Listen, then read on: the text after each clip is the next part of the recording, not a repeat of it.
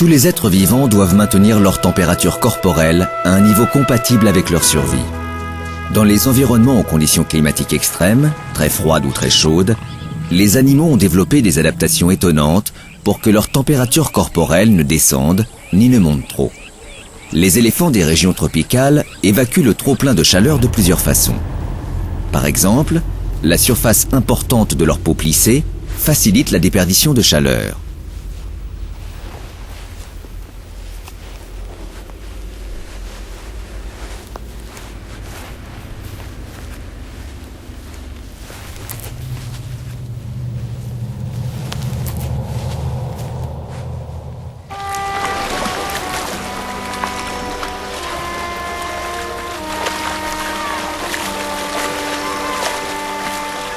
Ils prennent également des bains de boue. Lorsqu'ils quittent la mare, la boue amassée dans les plis de leur peau conserve l'humidité. En s'évaporant au fur et à mesure, celle-ci fait office de système de refroidissement pour le corps de l'éléphant.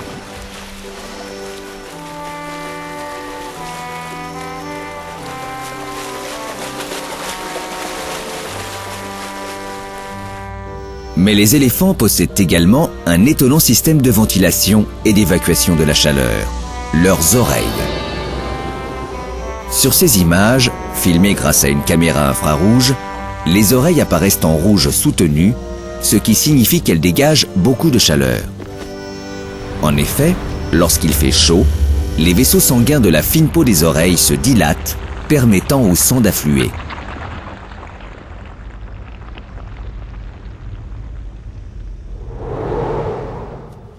Tandis que les oreilles battent pour assurer la ventilation, le sang se refroidit. Il circule ensuite dans tout l'organisme, assurant le rafraîchissement du corps et du cerveau. Les 300 ou 400 litres de sang du corps de l'éléphant peuvent ainsi passer dans ses oreilles en l'espace de 20 minutes.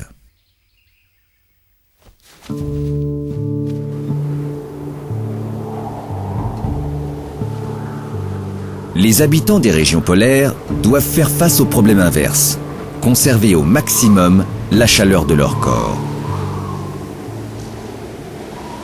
Dans l'Antarctique, où les températures dépassent rarement 0 degré, les manchots empereurs parviennent pourtant à survivre. Leur mode de vie, en colonie, est pour cela un atout non négligeable. Lorsque les vents soufflent, les manchots se blottissent les uns contre les autres, se plaçant chacun à leur tour au centre et se relayant à la périphérie, exposés au vent et au froid.